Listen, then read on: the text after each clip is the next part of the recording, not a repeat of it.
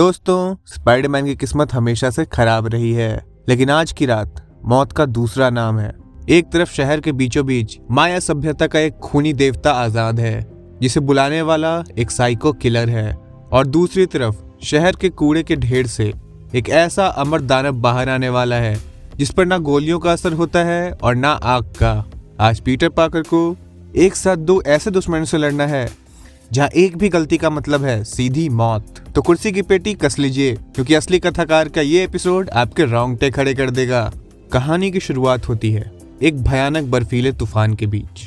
Spiderman मौत के इस तूफान को चीरते हुए एक जमे हुए मीट पैकिंग ट्रक के अंदर घुसता है। वहां उसे एक औरत अधमरी हालत में मिलती है और पास ही उसके एक साथी की लाश पड़ी है। स्पाइडी उसे सहारा देता है और वो कांपती हुई औरत एक ऐसा सच उगलती है जिससे स्पाइडरमैन के पैरों तले जमीन खिसक जाती है। उसने डेव को मार डाला, रबीन ने। उसने कहा कि वो डेव की बलि चढ़ा रहा है।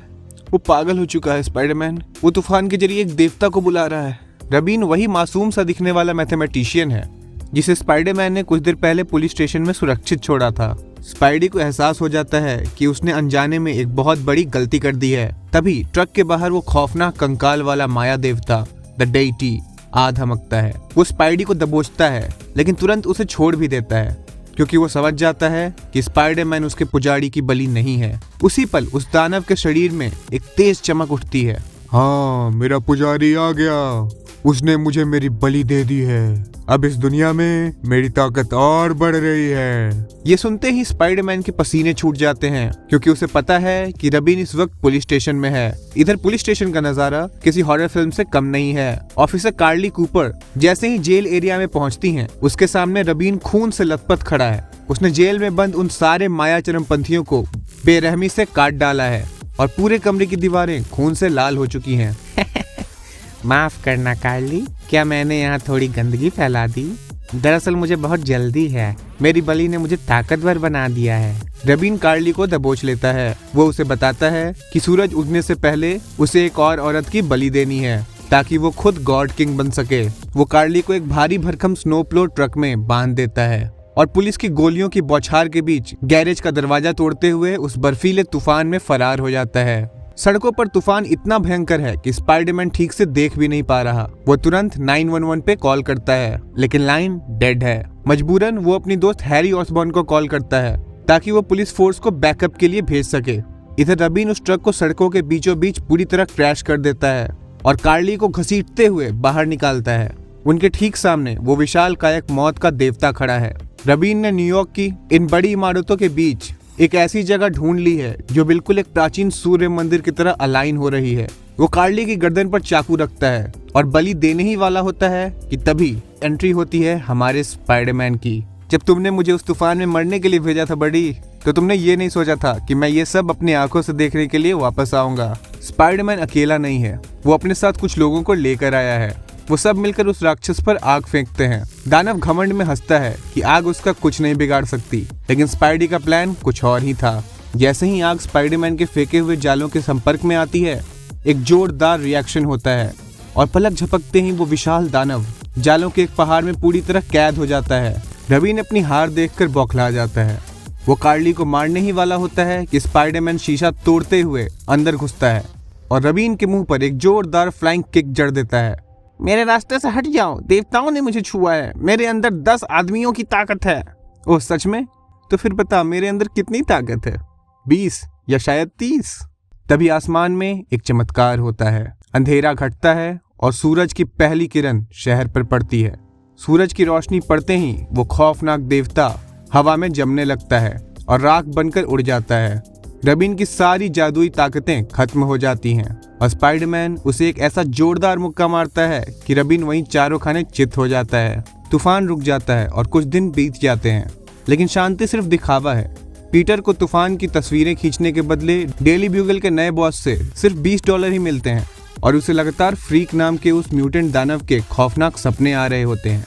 पीटर डॉक्टर कॉनर्स को कॉल करता है, जो उसे बताता है कि फ्रीक का कुकून ब्रुकलिन के एक कबाड़ खाने में डंप कर दिया गया है दूसरी तरफ जे जोना जेमसन अस्पताल से अपने घर लौटता है, लेकिन वहाँ कोई नहीं है। उसकी पत्नी मार्ला ने टीवी पर एक वीडियो मैसेज छोड़ा है, अखबार तुम्हें अंदर से खा रहा था, उसी की वजह से तुम्हें हार्ट अटैक आया था, इसलिए मैंने तुम्हारी जान बचाने के लिए डेली ब्यूगल को बेच दिया है। ये सुनते ही जेमिसन का खून खौल उठता है, उसका गुस्सा ज्वालामुखी की तरह फटता है और वो दीवार में लगे उस भारी भरकम टीवी को अपने नंगे हाथों से उखाड़कर जमीन पर पटक देता है। इधर शहर में इलेक्शन का माहौल है। Peter mayor candidate bill Hollister की एक रैली कवर कर रहा है।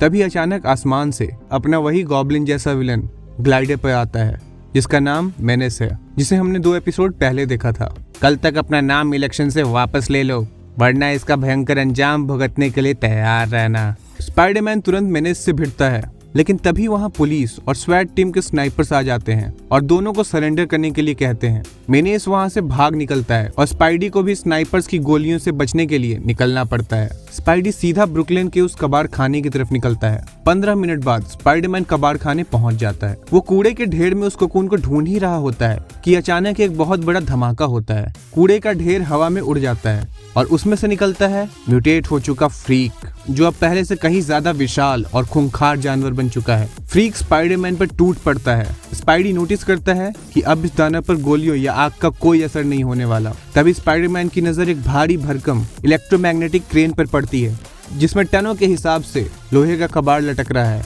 चलो अब तुम्हारे इस खाली भेजे को कुचल कर देखते हैं। स्पाइडी लीवर खींचता है और टनों भारी लोहा सीधे उस दानव के ऊपर गिरता है। लेकिन हैरानी की बात तो ये है कि वो अमर दानव उस भारी लोहे को भी फाड़ कर बाहर निकल आता है। स्पाइडरमैन की सारी उम्मीदें टूट रही हैं कि तभी डॉक्टर कॉर्नस अपनी कार लेकर वहां पहुंच जाते हैं। उधर स्पाइडरमैन का शातिर दिमाग तुरंत एक प्लान बनाता है। वो जानता है कि ये दानव अंदर से एक ड्रग एडिक्ट है। स्पाइडी उसे उकसाते हुए कहता है कि कार की डिक्की में बहुत सारा हाई क्वालिटी ड्रग रखा है।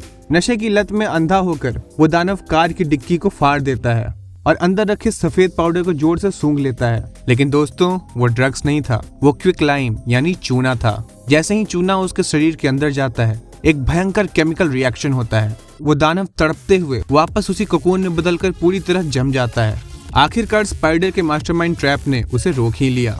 सीन के एंड में हम देखते हैं पुलिस और ऑस्कॉर्प की हैजमैट टीम वहां पहुंचती है, लेकिन वो उस जमे हुए दानव को नष्ट नहीं करते, बल्कि ऑस्कॉर्प की एक सीक्रेट लैब के फ्रीजर में ले जाकर रख देते हैं।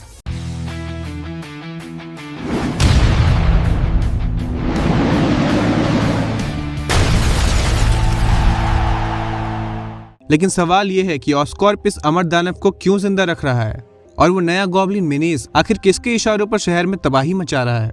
ये सब जानेंगे अगले एपिसोड में। अगर आपको स्पाइडी का ये डबल एक्शन एपिसोड पसंद आया तो बिना सोचे असली कथाकार को अभी सब्सक्राइब करें और वीडियो को लाइक करें। मिलते हैं अगले धमाकेदार कहानी में।